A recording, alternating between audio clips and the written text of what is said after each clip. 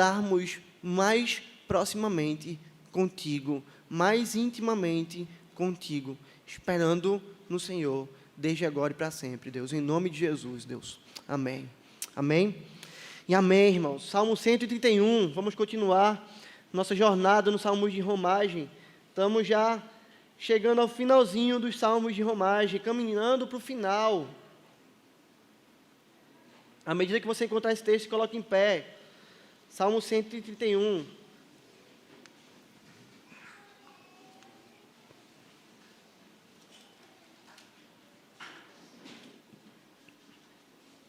Em pé, em ato de reverência à palavra de Deus, ouçamos aquilo que Deus tem a nos falar. Senhor, não é soberbo o meu coração, nem altivo o meu olhar. Não ando à procura de grandes coisas, nem de coisas maravilhosas demais para mim. Pelo contrário, fiz calar e sossegar a minha alma, como a criança desmamada se aquieta nos braços de sua mãe. Como essa criança é a minha alma para comigo.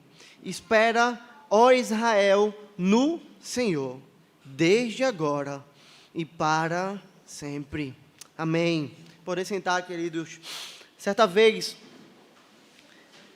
em uma conversa que foi gravada na minha mente enquanto criança, eu conversava com meu pai, e eu lembro que nós conversávamos sobre futuro, nós conversávamos sobre estudo, nós conversávamos como seria a minha vida se eu estudasse, e eu virei para o meu pai, eu guardei isso que eu falei, pai, eu vou estudar muito, eu vou me dedicar aos estudos, para que quando eu crescer, eu possa ser alguém na vida, eu possa ser alguém que tem muito dinheiro. Tem meninos na minha sala, pai, que não estudam, mas eu não quero ser assim como eles, porque eu sei o fim que eles vão ter. Já pensou um dia, pai, eu com um carrão, parado ali no posto para abastecer aquele carro, e vi a imagem daquele carro na minha mente, eu já grande, com a minha família, chego lá no posto de gasolina, e quando eu abro a janela, que eu olho para o frentista, é um amigo meu da escola, aquele cara que não estudou, aquele cara que estava lá só bagunçando, ele vai me olhar, ele vai me ver com esse carrão, e veja, quem eu serei? Eu serei o cara, pai, eu serei muito rico, eu terei condições de comprar o que eu quiser, e eu ainda vou poder, veja, ter o gostinho de humilhar aquela pessoa que não estudou e que tirava onda porque eu estudava. Isso é maravilhoso, né, irmãos? Nosso coração gosta disso. Nosso coração tem prazer nisso. Eles vão olhar para mim e vão me ver como superiores a eles. Eu serei o cara. E eles serão o quê? A ralé. Se fosse nos dias de hoje, eu poderia até usar a música e dizer, a minha vitória, pai, vai ter sabor de mel. Eu vou estar lá no palco, eles vão estar na plateia. Eles vão me assistir. Que bela fala, não é, irmãos? Para uma criança. Não acham? Claro que não. Puro orgulho. No coração de uma criança. Pura vaidade. Puro senso de superioridade. Quanta altivez para um menino que não sabia de nada da vida. Queridos, será que esse tipo de pensamento surgiu apenas na minha mente como criança? Será que apenas eu, quando criança, que pensava assim? Ou será que esse pensamento não faz parte do mundo em que nós vivemos? E às vezes até mesmo adentra a igreja, e às vezes até mesmo já adentrou o seu coração. Ora, quantos de nós nunca nunca parou e se pegou pensando algo mais ou menos assim? Se eu ganhar muito dinheiro, do nada, uma herança, eu bato a porta na cara do meu chefe, do trabalho, o que eles vão ver de mim são as minhas fotos na beira da praia, tomando drink, ou andando ali em um jatinho. Quem nunca pensou isso? Se eu ganhar muito dinheiro, eu saio daqui. Ninguém nunca mais vai me ver, não quero nem que vejam mais a minha cara. Eu quero que eles vejam aquilo que eu estou fazendo agora. Quantos de nós não desejamos ser promovido no trabalho para dar o troco naquela pessoa que nos tratava mal? Olha, se eu receber essa promoção, que é daquela pessoa está guardado, aí ele vai ver o que vai acontecer com ele. Quantos dentro da igreja hoje não vivem sonhando com fama nas redes sociais? Quantos jovens, quantos adultos não têm investido a sua vida nisso? O tempo todo, o que eles querem é ser reconhecidos, é serem famosos nessa geração TikTok que nós vivemos. Eu quero fama e tudo aquilo que a fama pode me trazer. Há coisas mais terríveis que nós podemos encontrar dentro da igreja. Quando nós vemos irmãos dentro da igreja disputando uns com os outros por ministérios da igreja, querendo se sobressair, querendo ser os mais santos, querendo mostrar que são a fonte da espiritualidade, o suprassumo da espiritualidade. Se acham superiores aos outros. Tu ora quanto tempo? Eu oro meia hora no dia, eu oro 3 horas. Quem é você que não ora nada? Pastores, irmãos, até mesmo pastores, mestres do povo de Deus, que vivem em busca de likes e de views na internet, em busca de serem reconhecidos como os melhores pastores, os mais usados, os mais ungidos. Queridos, coisas como essas acontecem. Acontece na vida dos ímpios, assim como era como criança, mas acontece também na vida da igreja. Orgulho, soberba, busca por lugares altos, para que essas pessoas possam ser glorificadas. São coisas que nós não podemos negar, que fazem parte, muitas vezes, do nosso coração. Porém, tais coisas não devem ser característica da vida dos peregrinos, da nossa vida como povo de Deus.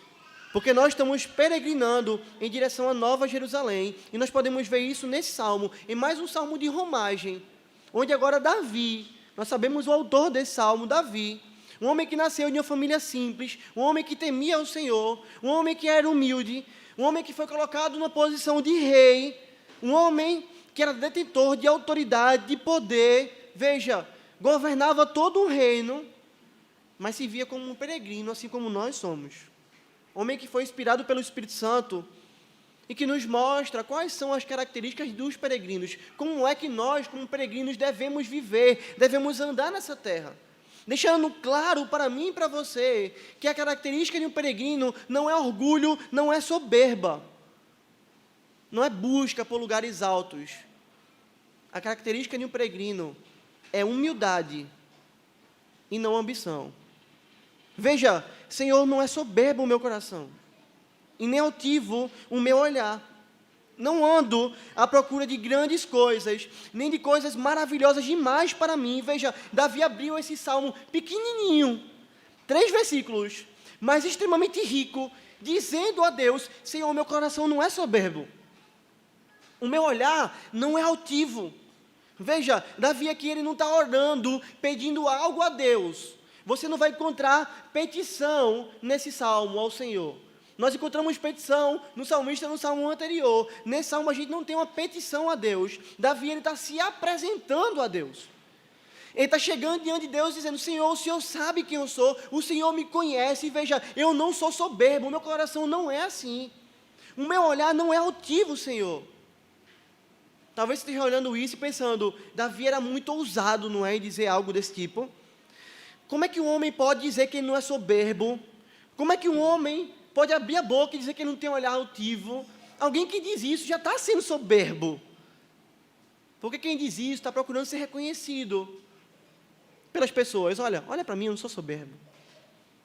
Essa confusão não entra apenas na nossa mente, nos nossos dias. Na época que os salmos estavam sendo metrificados, tinham pessoas que diziam que a gente não deveria cantar esse salmo.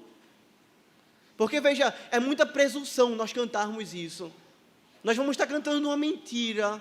Ora, queridos, não é presunção cantar isso. Davi não estava sendo orgulhoso quando ele estava cantando isso, quando ele estava falando isso com o Senhor, e cantando isso ao Senhor. Sabe por quê? Porque Davi, não é que ele fosse um homem que não pecasse, não é que ele fosse santo, mas o contexto da sua fala mostra que ele não estava sendo orgulhoso. Sabe por quê?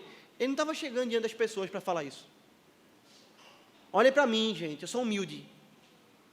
Eu não sou soberbo, não. Eu não tenho olhar altivo, não. Vejam isso em mim. Não.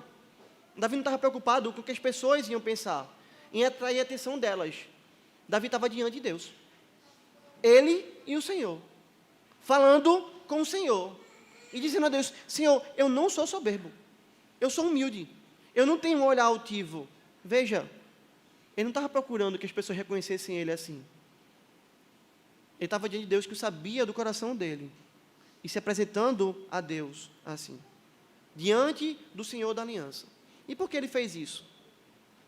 Porque, queridos, algumas pessoas da época de Davi, muito provavelmente, estavam falando isso dele. Estavam dizendo isso acerca de Davi, estavam pensando que ele era soberbo, estavam pensando que Davi é aquela pessoa que olha as pessoas de cima para baixo como sendo superior, estavam pensando que Davi estava à busca de grandes coisas, coisas maiores do que ele deveria ter. Você deve se lembrar da história de Davi para entender isso. De família simples, servia ao Senhor, confiava no Senhor. Veja, tomou a frente de um exército todo. Quando o povo de Deus teve medo de um gigante, Davi disse: quem é esse circunciso que está falando contra o povo de Deus? Eu vou guerrear contra ele. Mas quando foi guerrear, não saiu dizendo: eu sou mais forte, eu sou o herói, eu venço a batalha. Chegou para Golias e disse: você vem contra mim com espada e com escudo, mas eu vou contra você na força do Senhor dos Exércitos. Ele foi ungido rei por Samuel, enquanto Saul ainda reinava. Ele era admirado pelo povo em suas vitórias militares. Tudo isso que Davi tinha, tudo isso que Davi viveu, gerava de fato expectativas, olhares, admiração, pensamentos, julgamentos acerca dele, por parte do próprio povo de Deus. Nós vemos isso em um episódio em que Davi e Saul estão voltando de uma batalha. E as mulheres cantam agora, e elas vão dizer assim: Saul feriu seus milhares, porém Davi, seus 10 milhares. Veja, os dois estão votando e as mulheres estão cantando. Saul feriu milhares, mas Davi feriu 10 milhares. Saul ouviu isso, esse cântico do povo, e a palavra de Deus vai dizer, isso está em Samuel, tá? 1 Samuel, capítulo 18. Saul se indignou muito, porque essas palavras lhe desagradaram em extremo, e disse: 10 milhares deram elas a Davi, e a mim somente milhares. Na verdade, o que lhe falta, senão o reino? E veja, daquele dia em diante, Saul não via Davi com bons olhos. Ou seja, Saul começou a ver Davi como um homem que queria tomar o seu reino, como um homem que queria ser rei em Israel, como um homem soberbo, como um homem que se achava superior a si próprio. Talvez Saul olhasse para Davi e dissesse: quem ele pensa que é? Olha a família que ele veio, olha quem é esse homem, olha que olhar altivo. E é por isso que ele começou a perseguir Davi, porque essas eram as suas acusações. Deus havia mandado Samuel ungir Davi como rei. Veja, diz o Senhor a Samuel: até quando terás pena de Saul, havendo eu rejeitado, para que não reine sobre Israel? Enche um chifre de azeite, vem, enviar-te-ei a Jessé, pai de Davi, o belamita, tá?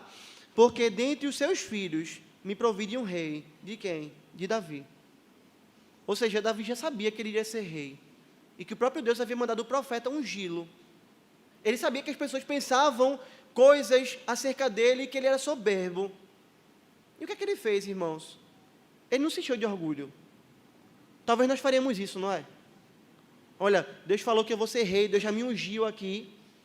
Agora eu vou olhar para Saul e quem é você? Quem você pensa que é? Não, Davi não fez isso, irmãos.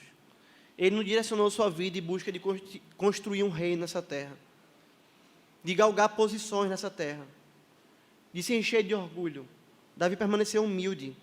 Davi bateu a porta do seu coração na cara da soberba. Davi não direcionou sua vida em busca dos tesouros dessa terra. Sabe por quê, irmãos?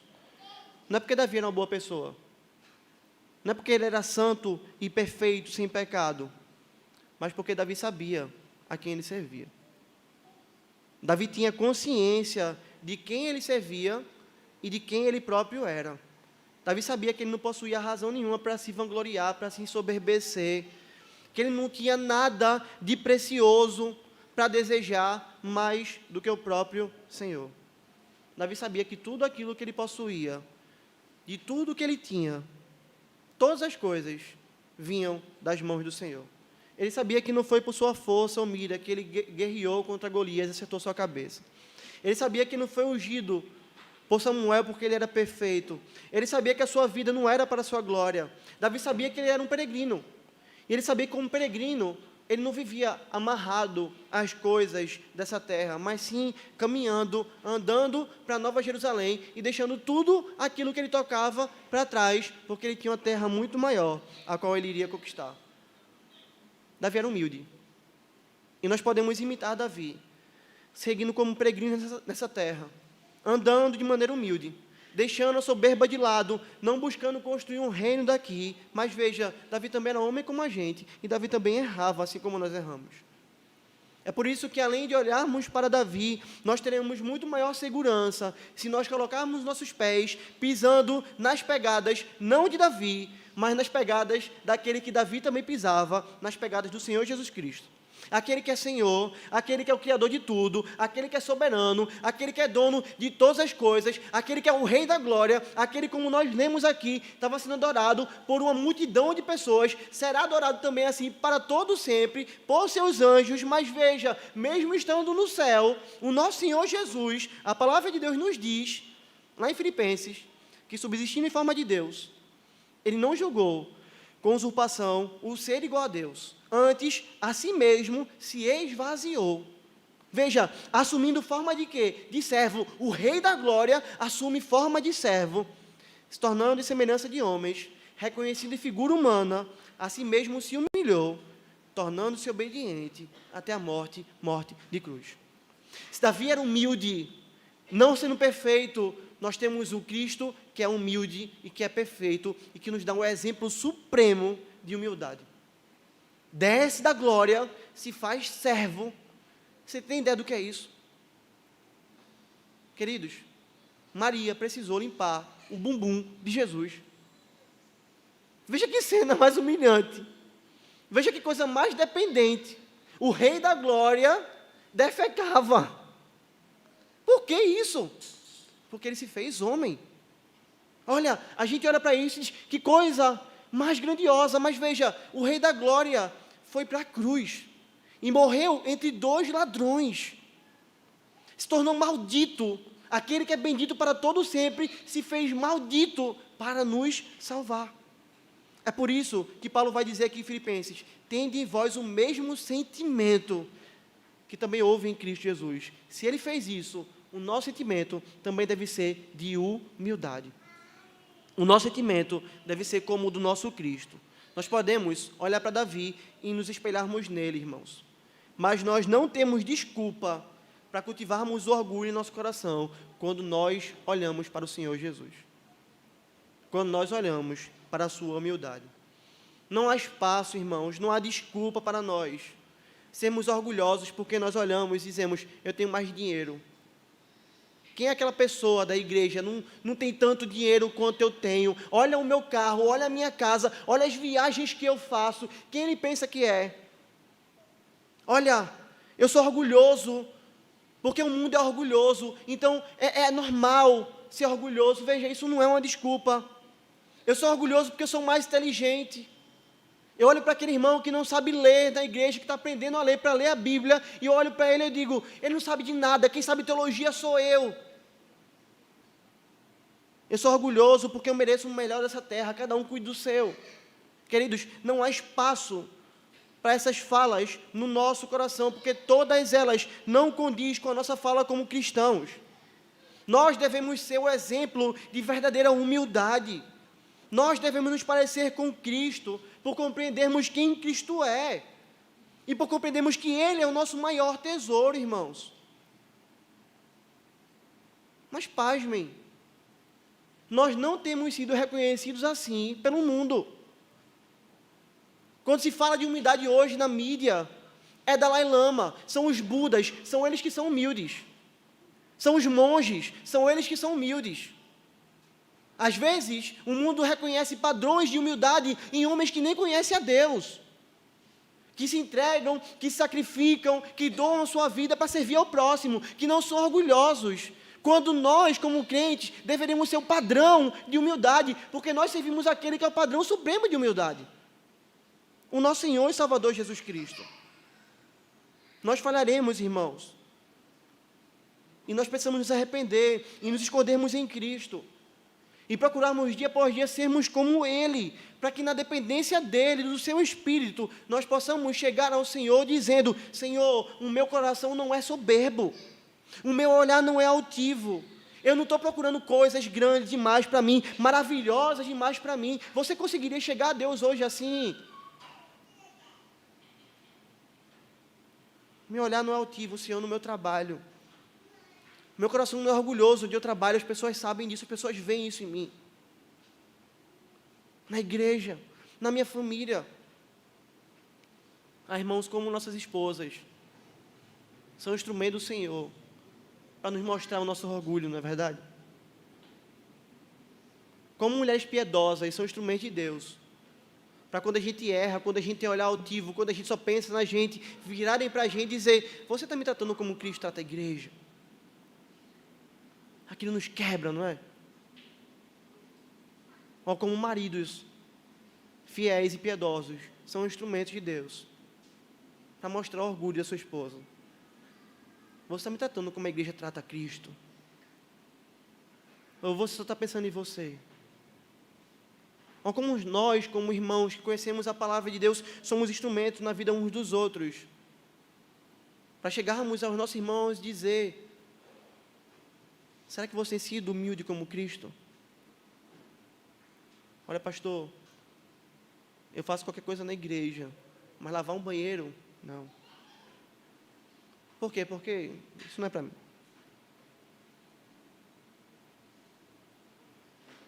Nosso Cristo desce do céu e a gente não quer lavar um banheiro. Queridos, Deus não nos chama para viver assim. Peregrinos são pessoas que vivem de maneira humilde, sem olhar altivo, entendendo que são iguais uns aos outros, e não buscando o reino dessa terra, mas sim caminhando para o novo céu e a nova terra, onde habita a justiça. Os salmos de romagem, eles devem sempre nos trazer isso à memória. Eles eram peregrinos, nós somos peregrinos. Nós não somos turistas, nós somos peregrinos. Estamos andando em direção a uma nova terra. Mas Davi também nos mostra que, além de não sermos orgulhosos, soberbos e buscarmos coisas grandes demais para nós, na caminhada como peregrinos, nós também devemos ser satisfeitos em Deus e esperarmos nele. Veja o restante do texto. Pelo contrário, fiz calar e sossegar a minha alma. Como a criança desmamada se aquieta nos braços de sua mãe, como essa criança é a minha alma para comigo. Espera, ó Israel, no Senhor, desde agora e para sempre. Querido, veja, preste atenção em duas palavras aqui, que começa aqui no versículo 2, para que você possa entender esse texto. Pelo contrário. Você precisa entender essa expressão. Você precisa atentar para ela para que você possa entender esse texto. Pelo contrário. Veja, não é possível compreender o texto sem entender isso. Para que a gente possa entender o que Davi está falando de pelo contrário, nós precisamos voltar para o que estava anteriormente. O que é que Davi acabara de falar? Eu não ando à procura de grandes coisas, nem de coisas maravilhosas demais para mim. É assim que Davi andava. Ele não andava à procura de grandes coisas, de coisas maravilhosas, de um reino nessa terra, de poder, de fama, de ser reconhecido, de aplauso das pessoas. Davi não andava em busca disso. Ele está deixando isso claro. Veja, eu posso ser rei um dia, mas eu não estou buscando isso, não é isso que meu coração mais almeja. Ele vira agora, ele vai dizer então, pelo contrário, ou seja, em vez de eu viver em busca disso, pelo contrário, eu vivo de outra maneira, eu vivo de uma maneira completamente diferente. O que é que eu fiz? Como é que eu vivo? Veja, pelo contrário, em vez de viver em busca disso, eu fiz calar e sossegar a minha alma. Como uma criança desmamada se aquieta nos braços de sua mãe, como essa criança é a minha alma para comigo. Irmãos, veja, eu fiz calar, eu fiz sossegar a minha alma. Que coisa fantástica nós temos aqui. Eu estava escrevendo esse sermão e pensando e orando ao Senhor, Senhor, me dá graça de conseguir explicar a você de uma maneira tão grandiosa essas verdades que nós temos aqui. Veja, o que é sossegar, o que é fazer calar a alma.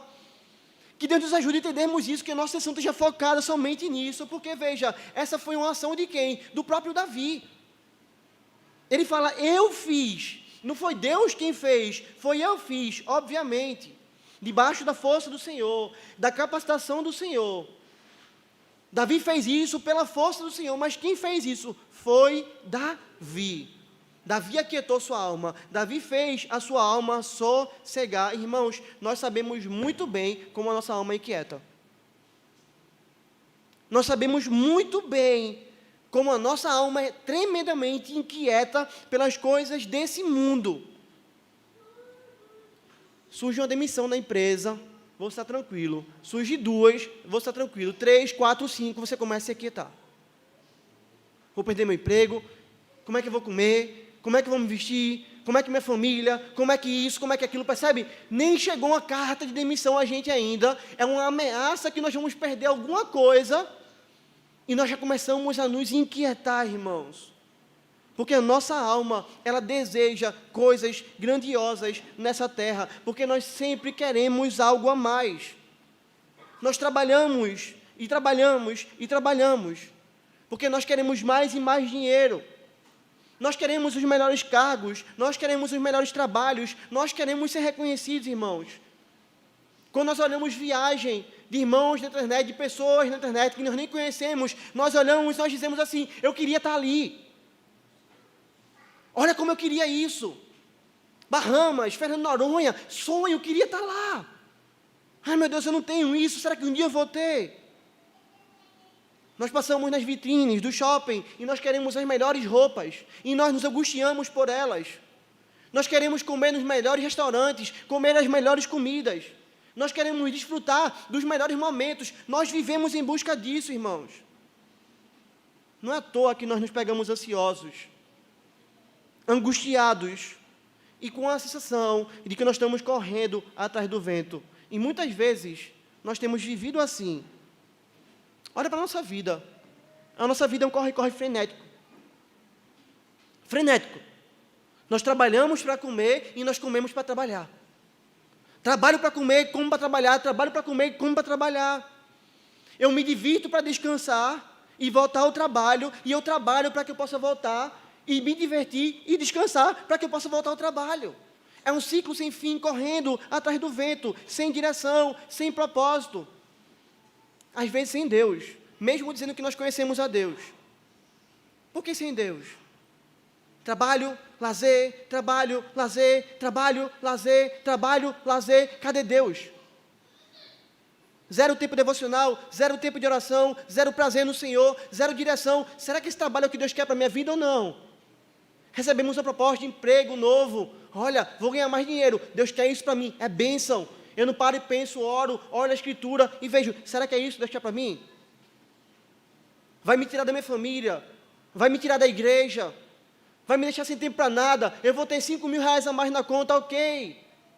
Mas será que é isso que Deus quer para mim? A gente não pensa nisso, porque nossa alma está inquieta e procurando ser constantemente satisfeita nas coisas desse mundo, irmãos. Para muitos crentes, muitos no povo de Deus, Deus é apenas uma teoria. Porque relacionamento com Deus não existe. É uma teoria vivida no domingo. Eu chego no domingo, eu digo que eu sou crente, mas durante a semana eu não penso em Deus, não falo com Deus, não oro a Deus, não ouço a Deus.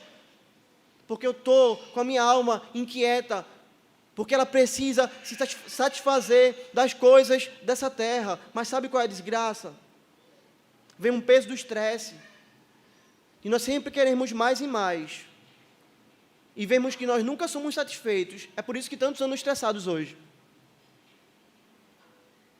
Porque nós vivemos vazios. Nós achamos que estamos nos alimentando, que estamos comendo a melhor comida desse mundo, mas na realidade o que nós estamos é vazios. Davi poderia ir para esse caminho. Davi poderia direcionar todo o seu esforço em busca do reinado. Vou derrubar Saul, vou conquistar o reino, vou ter poder, vou ter glória. Davi poderia viver estressado em busca disso, angustiado em busca disso, mas pela graça de Deus, ele fez algo diferente. Ele fez aquilo que Deus quer que nós façamos. Davi parou as angústias da sua alma. Davi disse não à sua alma. Davi desviou a atenção da sua alma para outro lugar. Davi fez a sua alma se aquietar. Como é que pode ter sossego para a nossa alma, irmãos? Nesse mundo tão frenético, como é que nós podemos descansar? Como é que nós podemos ter paz, propósito? Lança fora a ansiedade, lança fora o estresse, lança fora esse desejo de ter sempre mais. Como é que nós podemos fazer nosso trabalho, não uma plataforma para segurar o vento? A resposta é: fazendo a nossa alma sossegar no Senhor. Fazendo a nossa alma se satisfazer no Senhor. Veja, eu fiz sossegar a minha alma. Pelo contrário, eu não vivi em busca dessas coisas, da soberba de coisas grandes. Eu fiz sossegar a minha alma. Como que? Como que? Como uma criança desmamada se aquieta nos braços de sua mãe. Como essa criança é a minha alma para comigo. Davi nos dá uma ilustração, como os salmos fazem, nos traz uma imagem maravilhosa para que nós possamos entender o que é descansar a nossa alma. A imagem de uma criança desmamada. Uma criança desmamada, irmãos, é uma criança que foi retirado dela algo que ela amava. O leite, o peito. Foi retirado dela isso.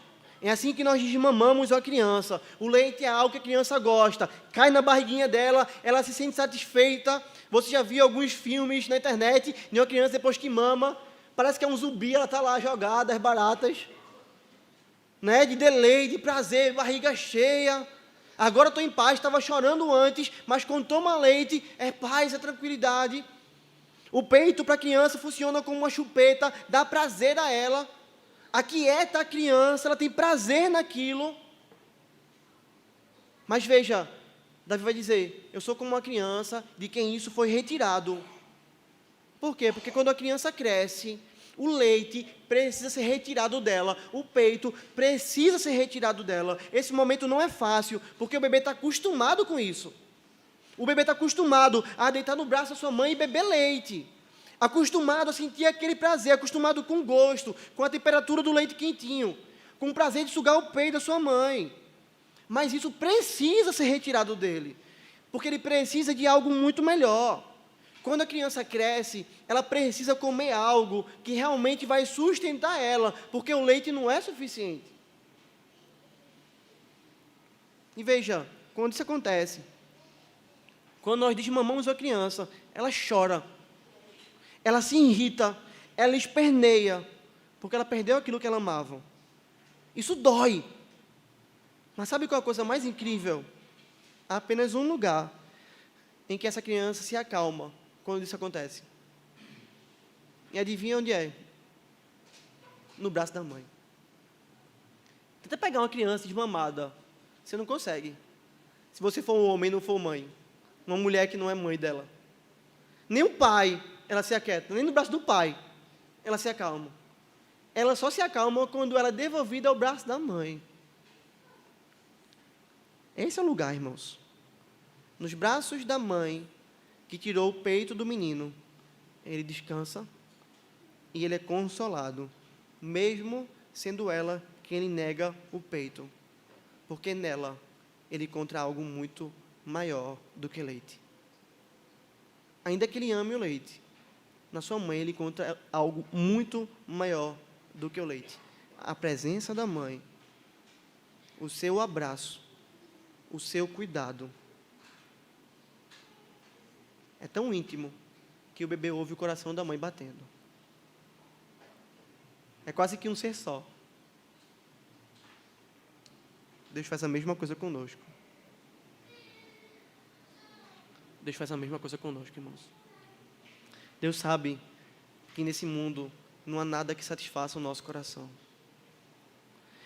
Deus sabe que nós podemos usar esse mundo, usufruir dele, aproveitar as suas maravilhas, porque foi o próprio Deus que criou o mundo. O mundo não é ruim, é bom.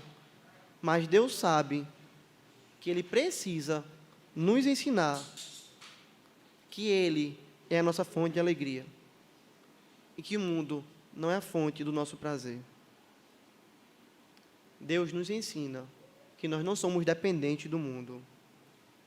Porque Deus sabe que nós somos como crianças quando nós olhamos esse mundo. Ele sabe que, como crianças, amam leite e acham que o leite é tudo para elas, que elas podem comer. Nós tendemos a amar esse mundo e acharmos que esse mundo é tudo para nós.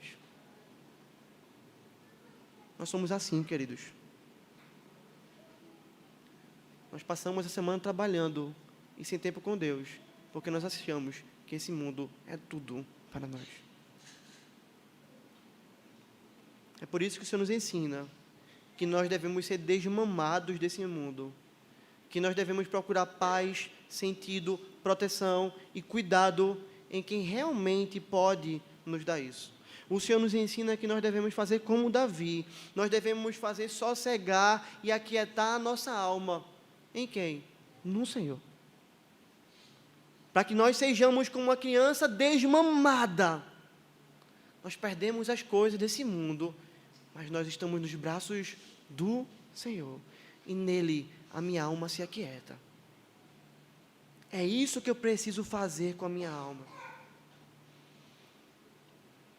Como nós precisamos, irmãos, retirar os nossos olhos, as nossas mãos e os nossos pés, dia após dia, desse mundo e nos lançarmos no Senhor. Mas fazer isso não é fácil. Porque fazer isso é como nadar contra a maré. Porque o que nos é ensinado nesse mundo em que nós vivemos, o que permeia a nossa mente quando nós ouvimos séries, o que permeia a nossa mente quando nós conversamos com familiares, o que permeia a nossa mente, às vezes, até mesmo em algumas igrejas. Veja, não é só fora da igreja, é até mesmo dentro da igreja. É que nós devemos crescer, é que nós devemos ser alguém na vida, é que nós devemos ter mais e mais coisas do aqui e do agora. Você já parou para pensar que só porque nós cremos em Cristo e vivemos para Ele, nós nos achamos no direito de termos tudo que esse mundo tem a nos oferecer, porque nós somos filhos de Deus? Veja, quando a gente fala assim, igrejas que pregam que a gente tem que ter tudo nessa terra, às vezes nós encontramos coisas no nosso meio, mesmo nós não pregando isso. Nós não ouvindo essa pregação, não estando ouvindo essa pregação, nós temos isso no nosso coração. Já parou para pensar como isso revela que nós temos uma vida enraizada no aqui e no agora? Veja, quantas vezes nós achamos que só porque nós temos Cristo, nós temos que ter tudo aquilo que nós temos direito nessa terra.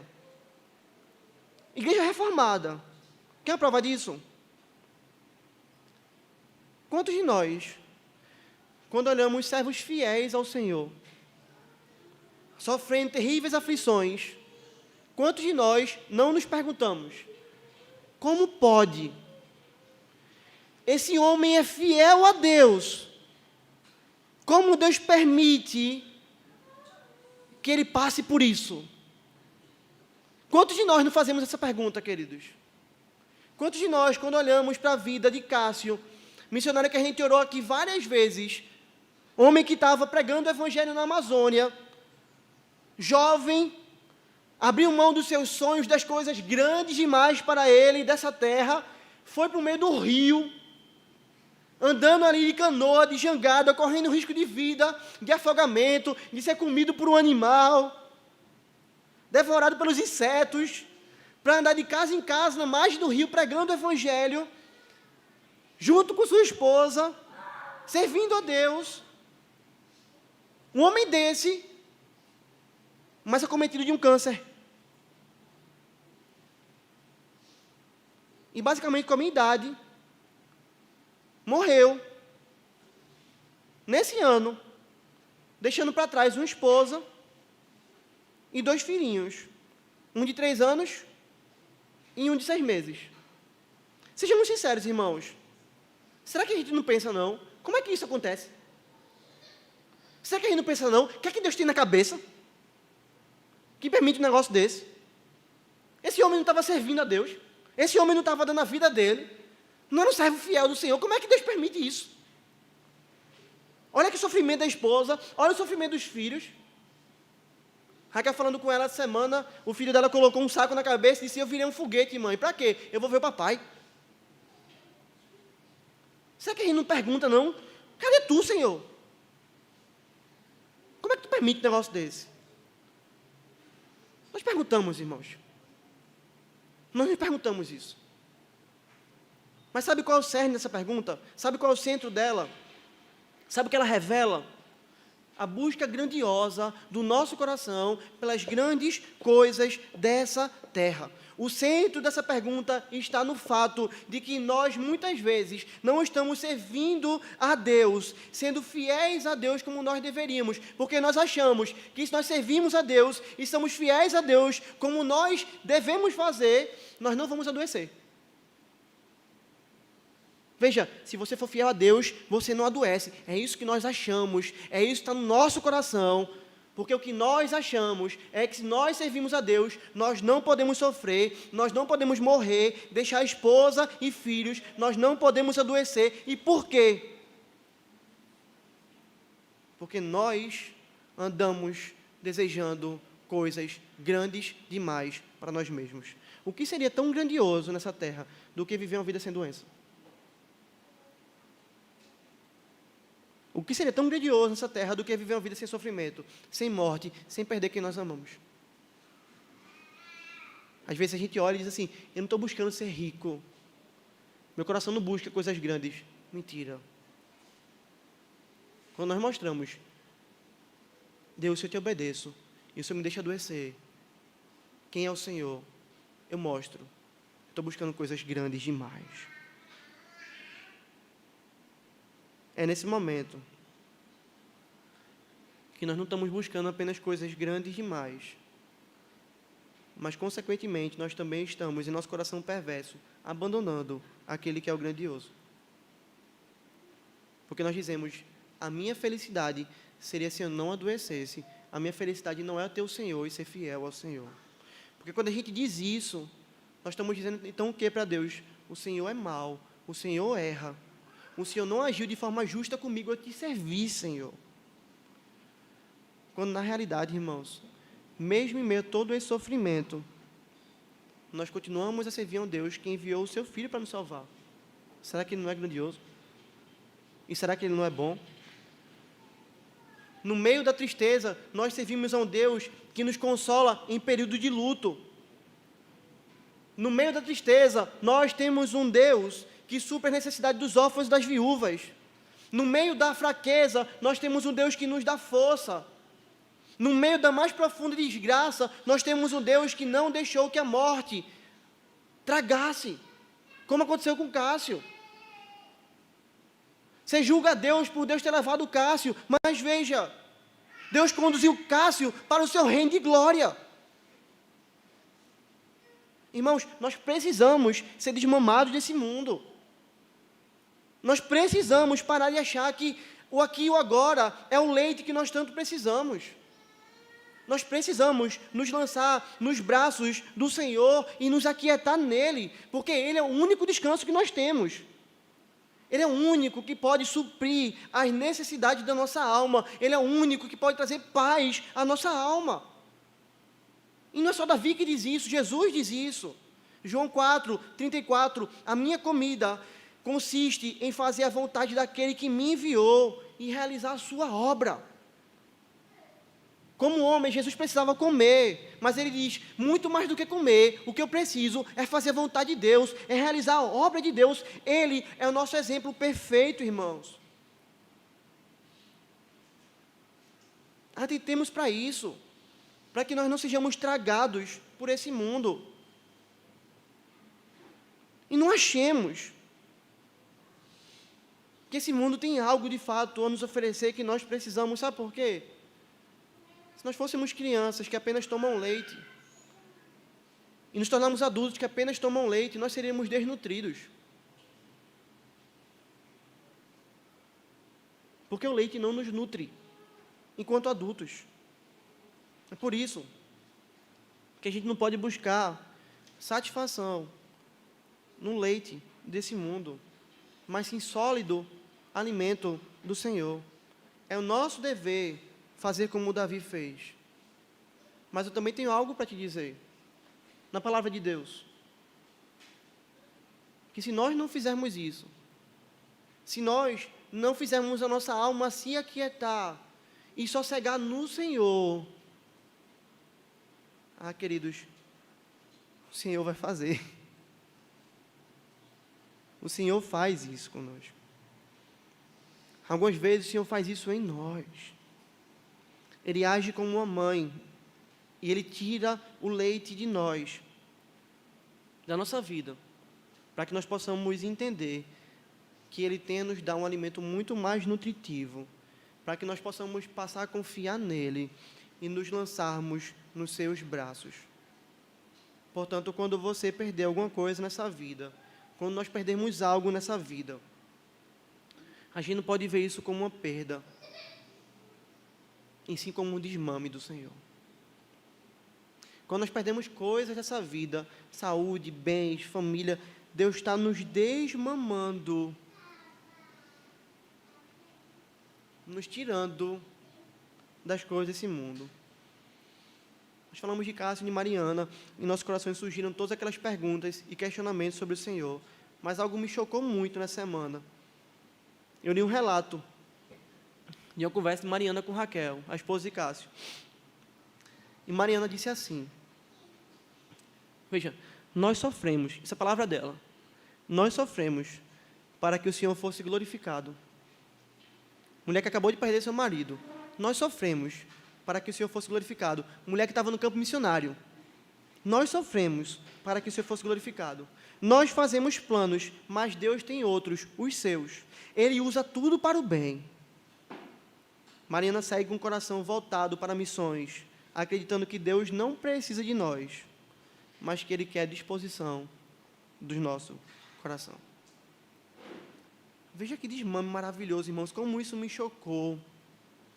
Jovem mulher, missionária, mãe viúva, nós sofremos para que o Senhor fosse glorificado.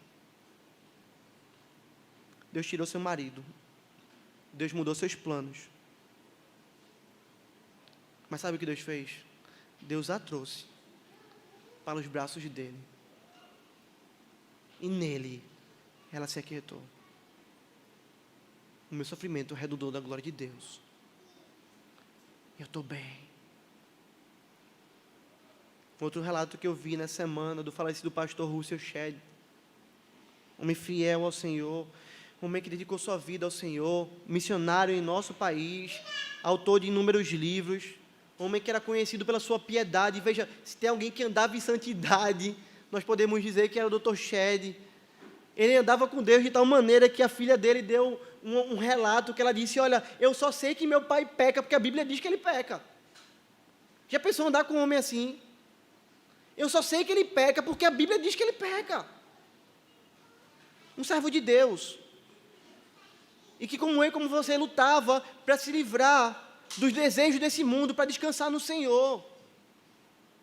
No seu último vídeo, seu último recado à igreja, velhinho, acometido de um câncer de próstata, com metástase, sofrendo bastante com as dores do câncer, sofrimento terrível de dor de câncer.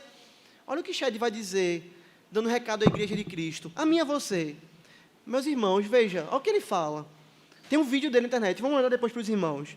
Meus irmãos e amigos, eu realmente não sei o que dizer sobre o sofrimento, por causa do fato de que eu nunca sofri quase nada até esses últimos 3, 4 meses. Olha o que ele vai dizer agora. Realmente é uma experiência muito boa, em que a gente se sente desmamado desse mundo e pronto para subir. Graças a Deus que sofreu em nosso lugar, para que nós também possamos aproveitar a grandeza do seu amor por nós. Esse sofrimento, a experiência é muito boa, porque eu estou sendo desmamado desse mundo. Deus está tirando o mundo de mim. E o meu Cristo sofreu para que eu pudesse usufruir das bênçãos do seu sofrimento. Irmãos, que nós possamos nos desmamar desse mundo. quando Deus quiser trazer sofrimento a gente, que a gente possa se alegrar nele, porque Ele está nos desmamando desse mundo. Porque é assim que o Senhor chama a gente para viver.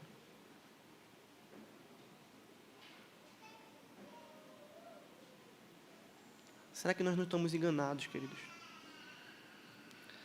Será que não há engano no nosso coração? Quantas coisas você está abraçado nesse mundo? Será que a sua vitalidade, o seu abraço a esse mundo é a sua saúde? Será que o abraço para você desse mundo é uma sexualidade deturpada? Será que você abraça esse mundo, o dinheiro, o prazer, as satisfações, os seus sonhos, os seus planos? Será que é isso que você está abraçado? O Senhor está nos chamando. Se joga nos meus braços. Experimenta o que é ter descanso na sua alma. Um descanso tão grande que ele se estende para todo sempre. Uma criança que se joga nos braços da sua mãe é uma criança que espera nela. Se ela não vai dar mais leite, ela espera da sua mãe comida. Com a certeza que sua mãe vai cuidar. E é por isso que Davi fecha o salmo dizendo: espera, ó Israel, no Senhor, desde agora e para sempre. Aquele que esperava em Deus, vira para o povo de Deus e diz: Israel, espera no Senhor. Mas espera nele, desde agora e para sempre. Porque é assim que o povo de Deus vive. Nós erramos perversamente quando nós achamos que nós vamos viver a nossa vida aqui, abraçado com as coisas do aqui, esperando as coisas do aqui e do agora, deixando o Senhor de lado e dizendo: quando chegar no céu, o Senhor vai me perdoar, e aí eu vou esperar nele, eu vou ter prazer nele, vai ser lá. A ordem do Senhor é: espere em Deus a partir de agora. E saiba que você pode esperar nele para sempre. Irmãos, nessa terra, Deus é aquele que é o nosso consolo. Deus é aquele que é o nosso pastor, que anda conosco no vale da sombra da morte. Deus é aquele que supre as nossas necessidades. Deus é aquele que alegra a nossa alma. E Ele nos salvou em Cristo, para que Ele seja esse, para todo o sempre. Por isso que Davi vai dizer: desde agora e para sempre. A figueira pode não florescer, a videira pode não dar fruto, os montes podem se lançar nos mares, a gente pode perder tudo, mas aquele que espera no Senhor, de fato tem tudo. Que o Senhor retire de nós soberba, orgulho, amor por esse mundo, e que Ele nos conduza aos seus braços,